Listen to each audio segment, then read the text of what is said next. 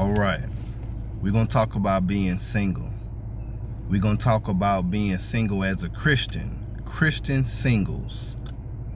Now, the Bible has something to say about that, and I want to give you what the Bible says about it. So if you one out there who want to remain single, or you are single, this is a word for you. All right, so we're going to start this lesson off in the book of Matthew, chapter 19, verse number 12.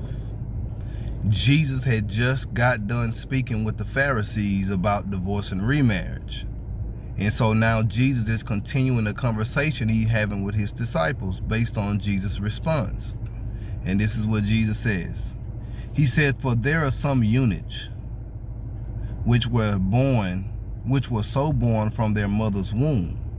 Now, a eunuch is someone who they don't marry. They don't engage in sexual activities. All right. And so Jesus says there are some eunuchs which were so born from their mother's womb. That means some were born without a desire to have sex, to get married. So they was born like that. He says, and there are some eunuchs which were made eunuchs of men. So some men have been castrated, or they have their ability to engage sexually have been at the hands of another man. It's been taken from them. Okay? He says, and there are some eunuchs which were made eunuchs of men, and there be eunuchs which have made themselves eunuchs for the kingdom of heaven's sake. He says, some people have decided within themselves that they are not going to engage in sex. They're not going to have, they're not going to get married. And the purpose is for the kingdom of heaven's sake. So they want to be dedicated to the Lord. He says, he that is able to receive it, let him receive it. So whoever can receive that saying, you receive it. But see, Paul's going to talk about this as well. So some people just don't have the desire to get married, and they just rather be single. Some people don't have a sexual desire. They don't have an appetite for it. So they are eunuchs in a way, So now, let's go over to 1 Corinthians chapter 7. Now let's get the teachings of Paul. Paul says in 1 Corinthians chapter 7, verse 1, he says, now concerning the things whereof you wrote unto me, it is good for a man not to touch a woman. So he says it's good for a man not to touch a woman. But we know that's not reality. What man's not going to want to touch a woman? What woman is not going to touch a man? There are some, but many would rather touch a man or a woman. So Paul says, and besides, God made the woman for the man. And we have to continuously reproduce. So, but Paul says what he's saying for a purpose. See, his is always spiritual, So let's go ahead and go to verse number 7. Paul says, for I would that all men were even as I myself, but every man had his proper gift of God, one after this manner and another after that. So Paul was a man that was single. In other words, he's trying to say that he wished that people were like him. You see, he would say he wished all men were like him, where they could just be single and just dedicated to the Lord, where they could just focus on the kingdom of heaven like Jesus spoke. Some have made themselves eunuchs for the kingdom of heaven's sake. So he that's able to receive it, okay? So Paul finna go on to say, he says, but every man had his proper gift of God. So some people can be a eunuch. They can be single. They don't have to have a marriage. They don't have to have sexual relations with no husband or no wife. All right? But everyone has a gift. Some people, they need someone. They want to be with someone. It helps them. It helps them stay in line with God because they have a sexual appetite. They have a desire for a man or a woman, and it's best for them to be with someone. That way they have a way to control their lust. All right? And see, and it's important that you control that lust, because that lust, it can get you in trouble with God. Because even a husband and a wife that's together, Paul tells them, he says, look at verse number 3. He says, let the husband render unto the wife due benevolence, and likewise also the wife unto the husband. So he trying to tell these married couples, hey, render to each other the due benevolence. Look at verse 4. He says, the wife had not power of her own body, but the husband, and likewise also the husband had not power of his own body, but the wife. So he says that, hey, woman, you don't just belong to yourself in marriage. Man, you just don't belong to yourself. Y'all belong to each other. Your husband got power over you, and you got power over your husband. So when you have a sexual need or appetite and you ready, your wife need to be in line, or your husband need to be in line. So look at verse 5. He says, defraud ye not one the other, except it be with consent for a time. So he said, hey, don't defraud each other of having these sexual relations unless you're doing it with consent. Y'all both agree not to do it, that ye may give yourselves to fasting and prayer. So if y'all agree not to have sexual relations because y'all is going to just dedicate some time to the Lord for fasting and prayer, then hey, that's fine. But look what he's saying. And when you fasting and praying, you don't have sexual pleasures. Even if you're married, that time is dedicated to the Lord, not pleasure. All right. So he says that you may give yourselves to fasting and prayer. And then look what he say, and come together again, that Satan tempt you not for your incontinency. All right. So you got to come back together again. Paul says, so that Satan don't tempt you for your lack of self-control. All right. Because you have a sexual appetite. All right. And so marriage will combat the sexual desires. But like I said, some people don't have it because they was born from it. Jesus said that some people was born like that. Some people made themselves like that for the kingdom of heaven's sake. Now let's look at verse number 8.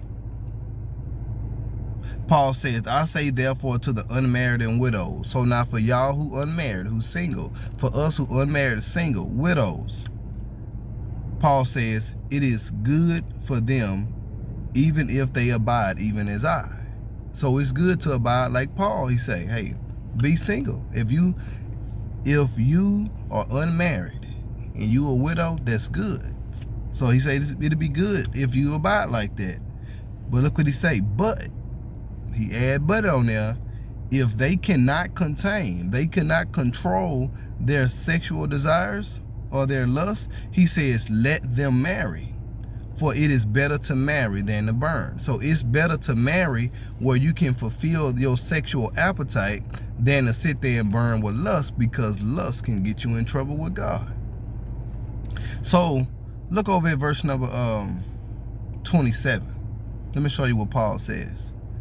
Paul says this. He says, or thou bound to a wife, seek not to be loose. Or thou loose from a wife, seek not a wife. See, he goes back to that again. If you loose from a wife, you had a wife and you no longer have a wife, Paul says, hey, look, don't seek a wife. See, because he wants you to abide even as him. But he says, but and if thou marry, but and if you marry, you have not sinned. He says, and if a virgin marry, she is not sinned. Nevertheless, you shall have trouble in the flesh, but I spare you. So Paul says that, hey, if you do decide to get married, hey, you ain't committed a sin by doing so. However, you're going to have trouble. And see, and Paul wanted to spare them from the trouble. He wanted to save the believers from the trouble of marriage. He want to save them from it. And the reason is because, you know, in this world, your attention, it will be divided. You know, you're going to have trouble in marriage. You're going to have all kind of stuff going on, disagreements, and just, you're not going to be fully dedicated to the Lord. All right, because look what he says here. Let's look at, start at verse number 32. He says, but I will have you without carefulness. He that is unmarried, this the single person, he that is unmarried or single careth for the things that belong to the Lord, how he may please the Lord. So for those believers out there who is single, your attention is just, it's like a tunnel. It's a tunnel just focused on you and the Lord. And so you care about the things that belong to the Lord. You care about pleasing the Lord. But look what he says. But look at verse 33. But he that is married careth for the things of the world, how he may please his wife. So when you married, whether you're a man or the husband or the wife, you got to care about the world too. And what's in the world, what I'm referring to, is how to please your husband, how to please your wife. So now your attention is sliced in half. You got to try to please stay in line with God, and then you got to stay in line with your husband or wife. You got to defraud ye not one the other. So now, hey, my husband, if you're a woman, you're a wife, you got to, oh, my husband want to have sex. He's, I got to do that. I got to do things around, I got to play the role of a wife. The husband, hey, his wife she wanna have sex. Hey, the man, he gotta stop what he doing and he gotta please his wife, because he can't defraud his wife. All right, unless it's with consent, unless you fasting and praying. So your attention is divided. You gotta please the person you married to, and you gotta please the Lord. But a person that's single, you could just straight up please the Lord. And so that'll free up a load off you, if you're single, if you don't want to be married. So it's not a bad thing. But the thing is, to combat those sexual desires, unless you got self-control, you need to be married. That way you will have someone you can fulfill those sexual desires with. Let's see here. Let's look at verse number 34. He says, there is a difference. He said, there is difference also between a wife and a virgin. So a virgin will be the one that's considered single. Your wife, she got a husband, okay? Or a husband, he got a wife. So there is a difference also between a wife and a virgin. The unmarried woman, so this is the single person, careth for the things of the Lord, that she may be holy, both in body and in spirit. See, this woman that's single, or this man that's single, he's able to keep his body holy. So he not, in a sense, defiling himself with another human, because he get to keep his body pure. He keeping it to himself, or she keeping it to herself. All right, so she keeps her body holy, both in body and spirit. Well, she get to be holy both in body and in spirit. All right, but she that is married careth for the things of the world, how she may please her husband. And this I speak for your own profit. See, Paul said, hey, I'm speaking this for your profit. This is for your benefit. He says, not that I may cast a snare upon you, but for that which is comely, that ye may attend unto the Lord without distraction. So Paul's main deal is he wanted the people of God to be without distraction. He wanted them to be focused on God. Not that anything he was saying was like he don't want you to be married. He said he would rather you be single, but he was trying to keep you devoted to the Lord. See, Paul, his heart was just, he was a man after God's own heart, like David. And it's like Jesus. So they just want to please the Lord, and he didn't want you to be distracted by things of this world. So I will say this. Let me go to James chapter 4 real quick. And so for those who decide to be single, you don't want to be married, you made yourself a eunuch for the kingdom of heaven's sake, your body at some time, it may desire. But if you know you don't want marriage, because you don't have really a desire for sex, what you do when you are tempted is James 4, let's look at verse 7. The Bible says, submit yourselves therefore to God. So submit to God. When you submit, remember now, you're not submitting to a husband. So you should have no trouble submitting to God. See, a woman that's married, she got to submit to her husband and she got to submit to God. But when you single, you don't have to submit to a husband. You could just submit to God. So James says in James chapter 4 verse 7, submit yourselves therefore to God, resist the devil and he will flee from you. So the devil will always come with your flesh, with a desire. But if you know you got in your mind that you don't want sexual relations and you don't want to get out of line with God, then you just resist the devil. When them thoughts come, when your flesh has a feeling in it, you gotta resist the devil, all right? He will flee from you. And he says in verse 8, draw near to God and he will draw near to you. So just keep drawing near to God, submitting yourself to God, calling out to God, asking God for strength, and keep your mind focused on pleasing the Lord. You know, the Bible says that when you're tempted, God will provide a way of escape.